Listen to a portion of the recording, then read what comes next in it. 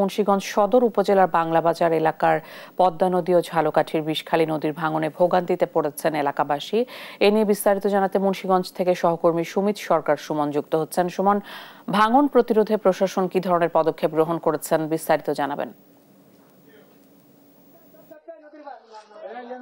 জি, আপনাকে ধন্যবাদ। আপনি আমার পেছনে দেখতে পাচ্ছেন যে পদ্মার যে ঘাস, সেই ঘাস কিন্তু আসলে আস্তে আস্তে এই নদীর তীরবর্তী দুইটি এলাকা কিন্তু আসলে বিলীন হচ্ছে। এইখানে কিন্তু আমরা সকাল থেকে ঘুরে দেখেছি একেবারে নদীর পাড়ে কিন্তু এখানে মসজিদ এবং মন্দির কিন্তু একেবারে পদ্মা নদীর হুমকিতে রয়েছে।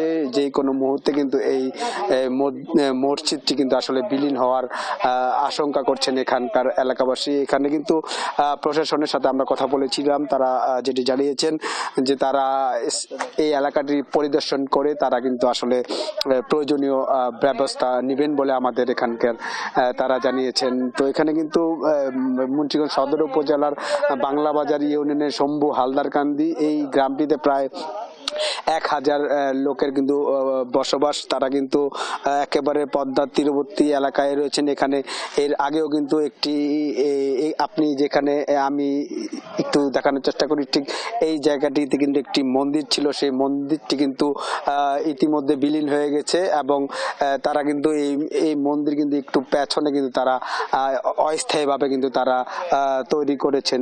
আমি এখন এখানকার একজনের সাথে একটু জানার চেষ্টা করব যে এই এলাকায় আপনারা আসলে নদী ভাঙনের কি অবস্থা একটু জানাবেন। আমরা এই এলাকায় গত 2022 সাল থেকে আমরা নদী ভাঙনের অনেক তীব্রতা দেখেছি, কিন্তু তীব্রতা দেখার পাশাপাশি আমরা এটাও দেখেছি আমাদের যারা এমপি মহোদয় ছিলেন উনি তাৎক্ষণিকভাবে একবার আমাদের এখানে পরিদর্শনে এসে রাতারাতি আমাদের কিছু জিও ব্যাগের ব্যবস্থা করে আমাদের এই এলাকাটা মোটামুটি ঠেক দেওয়ার একটা চেষ্টা করেছেন এবং পাশাপাশি ওই সময় আমরা মোটামুটি নিরাপদেই 2 বছর পর্যন্ত আমরা প্রায় বসবাস করেছি। হঠাৎ করে আকস্মিকভাবে এই বছর আবার ঠিক নদী ভাঙনের একটা প্রবণতা দেখা দিয়েছে, কিন্তু দেখা দেওয়ার সাথে সাথে আমরা পানি উন্নয়ন বোর্ডের সাথে বিভিন্ন সংশ্লিষ্টদের সাথে আমরা যোগাযোগ করার চেষ্টা করেছি, কিন্তু তারা তাৎক্ষণিকভাবে আমাদেরটাকে সাড়া না দিয়ে একটু দেরি করে ফেলেছেন। দেরি করে ফেলার কারণে আমাদের কিছু বসতভিটা আমাদের নদীগর্ভে বিলীন হয়ে যায়। এতে করে এখন আমাদের যেই পাশে যে আমাদের মসজিদটা, পাশাপাশি এই 2টা বাড়ি পরে একটা মন্দির আছে, এর পরের বাড়ি 2 বাড়ি পরে একটা মন্দির আছে, কিন্তু এগুলো সব স্থাপনাগুলো এখন আমাদের ঝুঁকির মধ্যে আছে। কিন্তু মসজিদের পাশাপাশি আমাদের যে ওয়ালটা আছে, ওয়ালের সাথেই কিন্তু এখন নদী।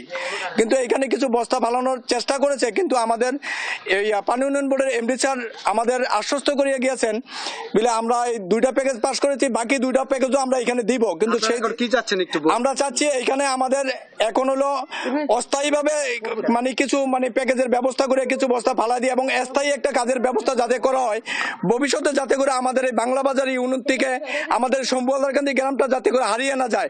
আমরা এই ব্যাপারটাই চাচ্ছি। ধন্যবাদ আপনাকে। আপনি একটু জানাবেন যে আপনারা এই নদীর পারে আসলে কি আতঙ্কে আছেন, একটু জানাবেন। আমরা সামনে নদীর পাশে আছি, নদী আমরা গড়বাড়ি আমরা কোনটা উড়ামো সেটা করবো জায়গাটাই।